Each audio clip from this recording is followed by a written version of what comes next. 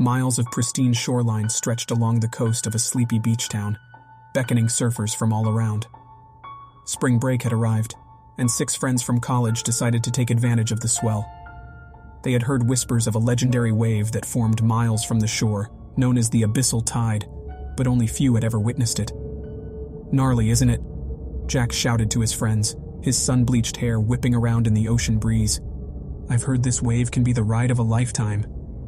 "Yeah, but it's just a myth, dude," replied Andy, skepticism lining his voice as he waxed his surfboard. "Nobody's actually surfed it." The others murmured in agreement, but the excitement in their eyes was undeniable. Together, they paddled out into the vast expanse of the ocean, leaving the sandy beach behind.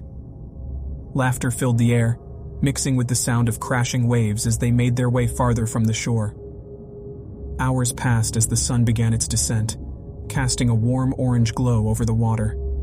The group was now miles from the shore, but the mythical wave remained elusive. Doubt crept into their minds, and they began to question their pursuit of the legendary tide. "Maybe it's time to head back, guys," suggested Lily, her voice tinged with anxiety.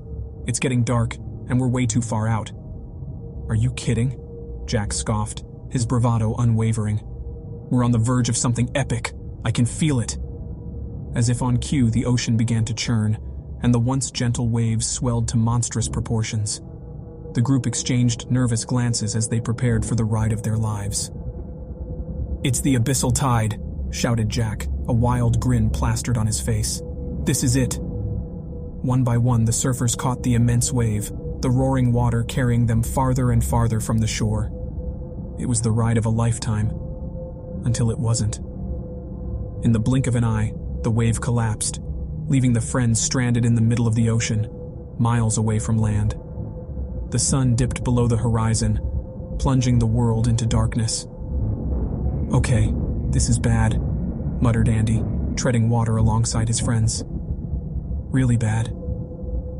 Over the next several days, the group clung to their surfboards, desperately scanning the skies and seas for help. Planes soared overhead, but their minuscule forms were lost in the vastness of the ocean.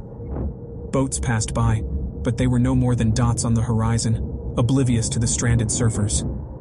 Hunger gnawed at their insides, and thirst clawed at their throats. Their once tanned skin began to peel and blister under the relentless sun, and their muscles ached from the constant struggle to stay afloat. "We can't keep going like this," gasped Lily, her voice barely a whisper. "We need to find a way to signal for help. Maybe we can use our surfboards to create a makeshift raft," suggested Alex, his voice hoarse. "It won't be perfect, but it might give us a better chance of being spotted." The friends lashed their surfboards together, creating a feeble, unsteady platform. They clambered onto it, their bodies weak and trembling. Days turned to weeks, and the sun continued to beat down mercilessly on the castaways. Their bodies grew skeletal, their once vibrant eyes now dull and lifeless. "I don't know how much more I can take," gasped Andy, his lips cracked and bleeding. "I'm so hungry, so thirsty." "We're not going to make it, are we?" asked Lily, tears rolling down her sunken cheeks. The group's spirits withered as they acknowledged their dire situation.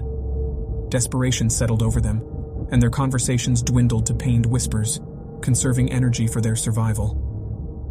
One day, while scanning the horizon, Sarah spotted a flock of seabirds diving into the water.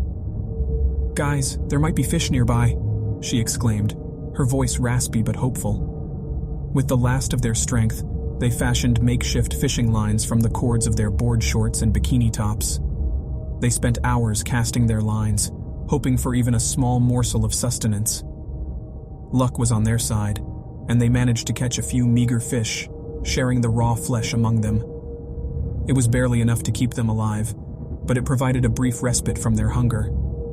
Their fragile raft became their entire world, a solitary island adrift in an unforgiving sea. As dehydration tormented them, they collected rainwater in the folds of their clothing, sipping it sparingly to quench their thirst.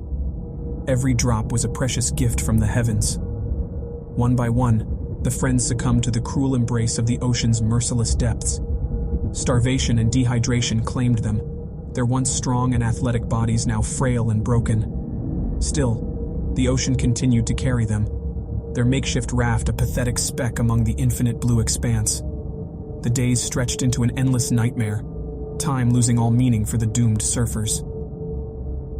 Finally, as if toying with them, the ocean began to return the lifeless bodies to the land they had left behind. One by one, their remains washed ashore, their sun-bleached bones telling a silent, horrifying tale. The beach town mourned the loss of the 6 surfers, their tragic story echoing through the tight-knit community. The legend of the Abyssal Tide grew, their fate a chilling warning to those who dared to venture too far into the ocean's depths. In the end, the Abyssal Tide had claimed its victims, just as it had countless times before.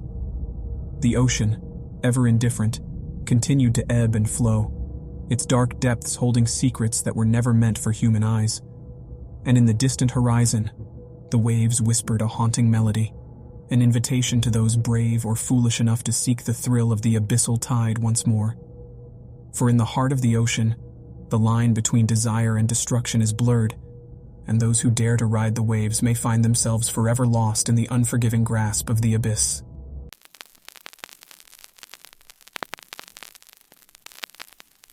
Captain Horace Whitaker had spent the better part of his life at sea, a seasoned sailor with a penchant for adventure. The whispers of the open ocean captivated him, and he had become one with the ceaseless currents and the undulating waves. His crew, aboard the SS Gaia, shared his passion for life at sea, and together they had braved countless storms and witnessed breathtaking sights beyond the horizon. As the sun kissed the edge of the world, the crew prepared to set sail on yet another expedition.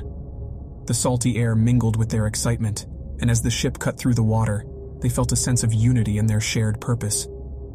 A week into the voyage, the ocean's once calm demeanor started to change. The skies darkened, and the waters churned beneath the ship.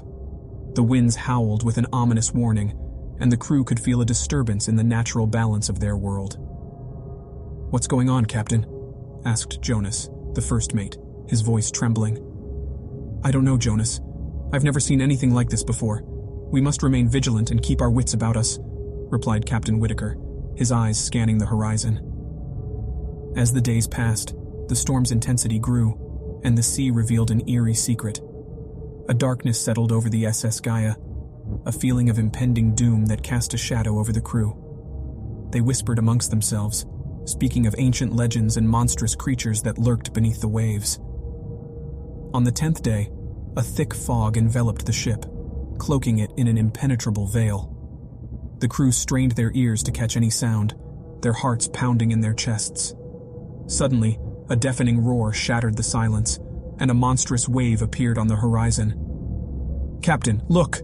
cried out Jonas, pointing at the towering wall of water. Captain Whitaker's face turned pale as he realized the magnitude of the situation. "This is no ordinary wave, Jonas. It's a tsunami. We must head for shore immediately. Signal the crew to prepare for an emergency landing."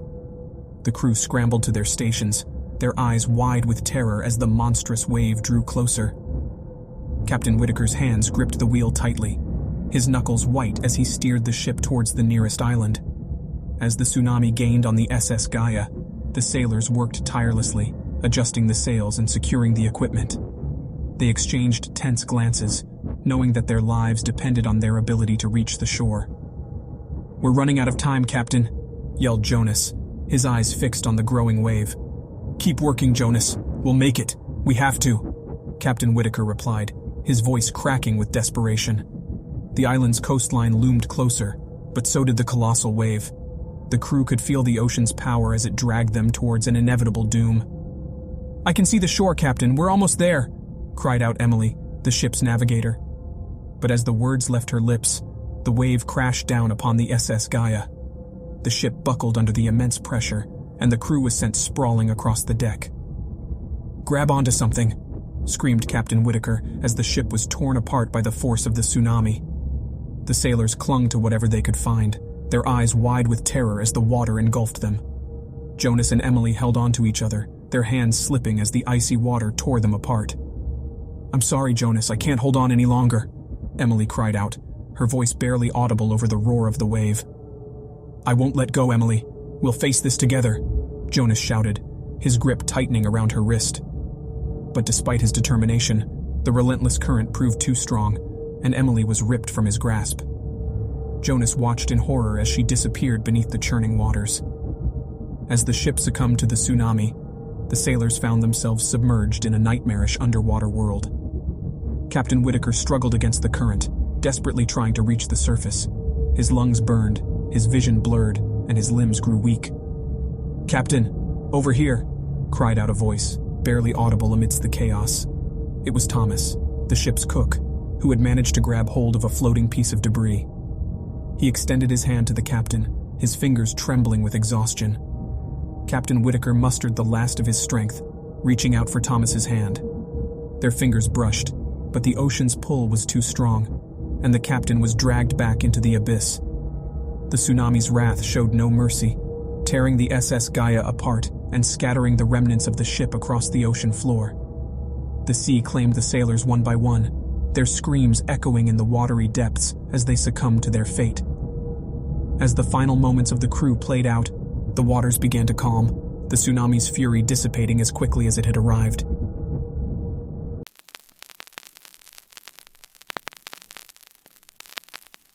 The sun was setting on the horizon, casting a warm glow over the sea as the waves crashed against the shore.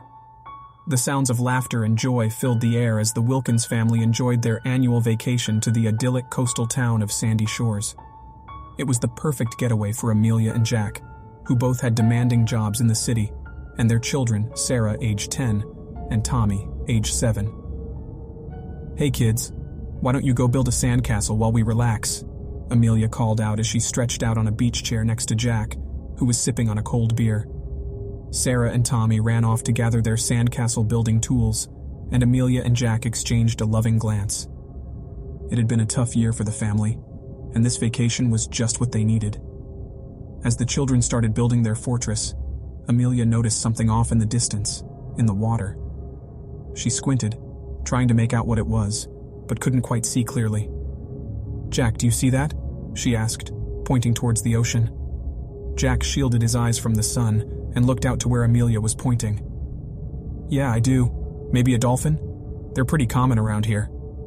Amelia shrugged, hoping he was right, and turned her attention back to the children. The sun was beginning to set, and the sky was now painted in shades of pink, orange, and purple. It was a breathtaking sight. Suddenly, there was a commotion in the water. People were pointing and screaming as a large, dark shape moved closer to the shore. Amelia's heart dropped, and she immediately thought of her children. "Sarah, Tommy, come back here now," she shouted, her voice trembling. But the children were too far away to hear her, and the noise from the panicking crowd drowned out her words. Jack looked at her with wide eyes, and they both knew they needed to get to their children before it was too late. They sprinted across the beach, dodging umbrellas, towels, and beachgoers. As they ran, Amelia saw the dark shape in the water becoming clearer. It was a shark, and it was far larger than any she had ever seen. It was like something out of a nightmare. As they reached the water's edge, Sarah and Tommy finally heard the commotion and turned to look. Their eyes widened in terror, and they began to scramble back toward their parents. "Mom! Dad!" Sarah screamed, tears streaming down her face. "Run, kids, run!" Jack yelled, his voice hoarse with fear. Amelia reached out her arms, desperately trying to close the gap between her and her children. But as they neared each other, the massive shark leaped out of the water, its monstrous jaws clamping down on Amelia. Her screams were cut short, and the horrified family watched as the shark dragged her back into the depths of the ocean. The beach fell silent, and all that remained were her blood and the chaotic aftermath of the attack. Jack, Sarah, and Tommy stood on the shore, trembling with shock and disbelief. Their once peaceful vacation had turned into a nightmare they couldn't escape. Jack wrapped his arms around the sobbing children, trying to console them, but he knew that their lives would never be the same.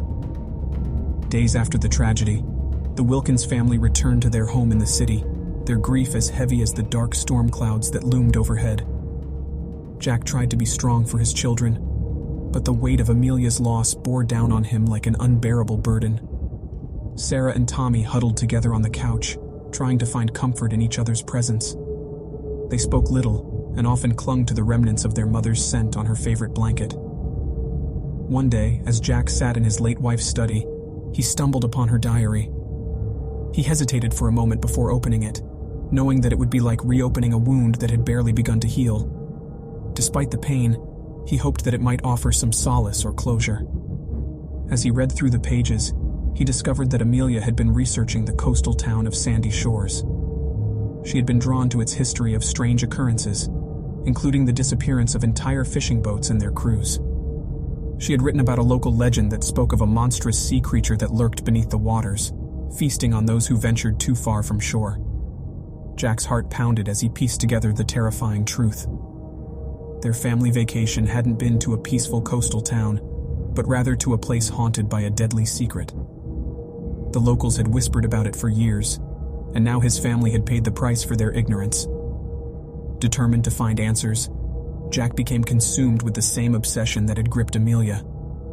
He spent his days researching the legend, the mysterious disappearances, and the history of the town.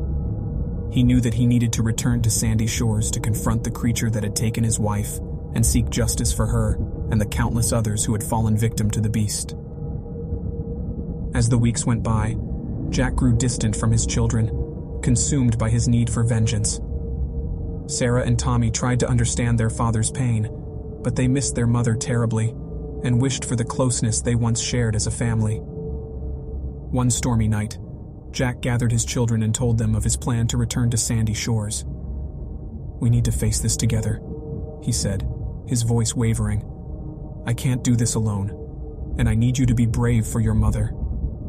Sarah and Tommy nodded solemnly, their young faces etched with determination. They knew that this was a journey they had to take, not just for their mother, but for themselves. The family returned to the beach, where they had once experienced joy, now a haunting reminder of their loss.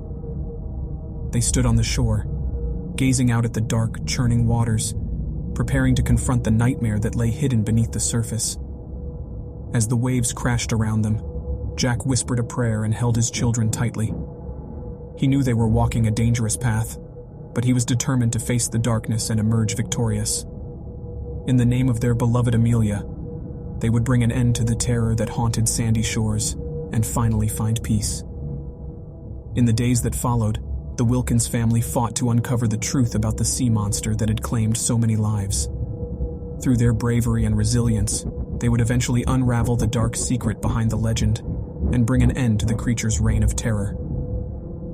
As the sun rose on a new day, Jack, Sarah, and Tommy stood on the shore, their hearts heavy but filled with hope. They had faced the darkness and emerged stronger, bound together by the memory of their beloved Amelia. In her honor, they had conquered the nightmare that had shattered their lives and had begun the long journey toward healing. And so, the Wilkins family, forever changed by the horrors they had faced, returned to their lives in the city. They carried with them the knowledge that they had fought against the darkness and had emerged victorious. In the face of unspeakable tragedy, they had found the strength to overcome the eco-horror that had once haunted the shores of their family vacation. When you subscribe, be sure to click the notification bell. Click here for more true scary stories.